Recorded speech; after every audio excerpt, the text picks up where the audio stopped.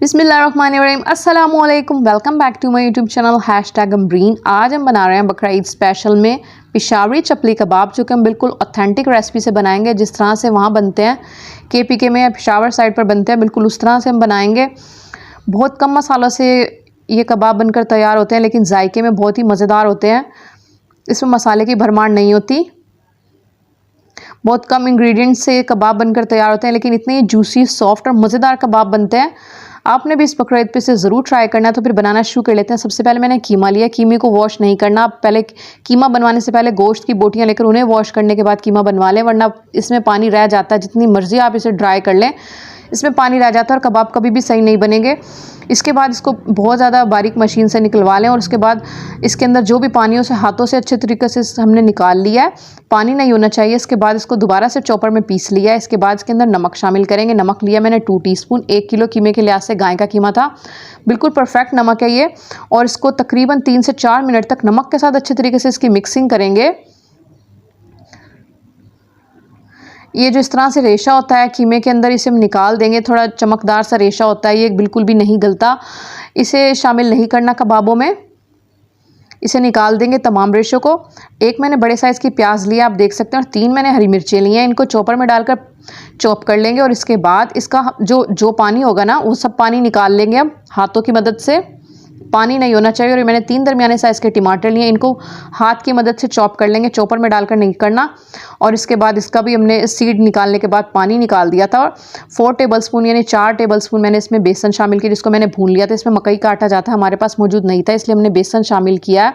अगर आपके पास मकई का आटा हो तो आप 5 से 6 चम्मच मकई का आटा लेकर उसको मिक्स कर लें। हमने बेसन को इसमें अच्छे तरीके से मिक्स करना है। तकरीबन 2 से 3 मिनट तक मिक्सिंग करनी है। हमने कर लिया। इसके बाद इसमें 2 टेबलस्पून कूटा हुआ, मैंने फ्रेश कूटा हुआ धनिया लिया। इसे फ्रेश ही कूट कर लेना है, इससे ज़बरदस्त किस्म का फ्लेवर आता है। असल टेस्ट इसी का होता है। उसके बाद 1/2 टीस्पून मैंने काला ज़ीरा लिया। अगर आपके पास काला ज़ीरा ना हो तो आप सफ़ेद ज़ीरा भी ले सकते हैं।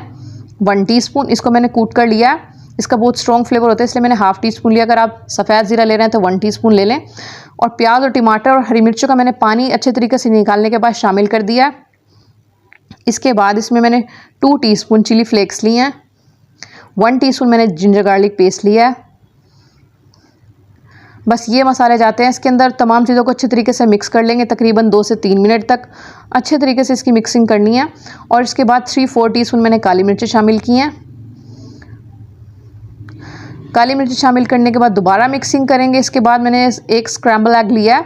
इसके अंदर मैंने 1 अंडा लेकर मैंने उसके अंदर 1 चुटकी नमक शामिल करने के बाद इसका स्क्रैम्बल तैयार कर लिया। ये शामिल करेंगे, अच्छे तरीके से मिक्स करेंगे। और 3 टेबलस्पून मैंने हरा धनिया काटने के बाद उसको धोने के बाद उसका पानी खुश्क कर लिया। और शामिल करने के बाद मिक्स करके इसे फ्रिज में रख देंगे तकरीबन 3 से 4 घंटे तक ढककर। ठंडे कीमे के कबाब बहुत ज़बरदस्त किस्म के बनते हैं। तमाम पोर्शन मैंने इक्वल साइज़ के बनाकर तैयार कर लें। एक पोर्शन लेंगे, इस तरह से इसे पहले गोल बनाएंगे। इसके बाद इस तरह से दोनों हथेलियों की मदद से इसे फ्लैट करेंगे। बहुत ज़्यादा मोटे नहीं होने चाहिए, क्योंकि फ्राई होने के बाद भी ये श्रिंक हो जाते हैं। इसी तरह से हम सारे तैयार कर लेंगे। ये अनइवन से होते हैं, एक बिल्कुल गोल शक्ल के नहीं होते ये। इसके बाद इसको फ्राई कर लेंगे गर्म ऑयल के अंदर। बहुत कम ऑयल में फ्राई हो जाते हैं। एक वक्त में हम 4 फ्राई करेंगे। अगर आप बड़े बना रहे हैं, मीडियम साइज़ के बना रहे हैं, तो आप 2 फ्राई करें एक वक्त के अंदर। लो टू मीडियम फ्लेम पर फ्राई करेंगे। और जब ये तकरीबन 2 मिनट तक सेट हो जाएं, इसकी इस तरह से इसे दरमियान से प्रेस करेंगे, वरना इनकी ये शेप इनकी वो हो जाती है, डी शेप हो जाते हैं। ये दरमियान से थोड़े ऊपर की तरफ उठ जाते हैं। इस तरह से इसे फ्लैट करेंगे दरमियान से, वरना ये कच्चे रह जाएंगे। लो टू मीडियम फ्लेम पर तकरीबन 6 से 7 मिनट में ये कबाब बनकर तैयार हो जाते हैं। बहुत ज़्यादा हाई फ्लेम पर करेंगे तो ये अंदर से कच्चे रह जाएंगे। अल्हम्दुलिल्लाह, देखिए हमारे पेशावरी चपली कबाब बनकर तैयार हो चुके हैं। इसको हमने कुछ सलाद के साथ सर्व किया है और हरे धनिया पुदीने की चटनी के साथ सर्व किया है, जो कि इसके साथ बहुत ही मज़ेदार लगती है, बिल्कुल ऑथेंटिक। आपने भी इस रेसिपी को हमारे स्टाइल से ज़रूर बनाना है। उम्मीद है आपको वीडियो अच्छी लगेगी। अगर अच्छी लगे तो इसे लाइक कीजिए, शेयर कीजिए। मेरे चैनल को #अमरीन को ज़रूर सब्सक्राइब कीजिएगा। इसको हम तोड़ कर दिखा देते हैं कि किस तरह के बने हैं। इतने सॉफ्ट और जूसी कबाब बनते हैं और बहुत ही कम मसालों से बनते हैं।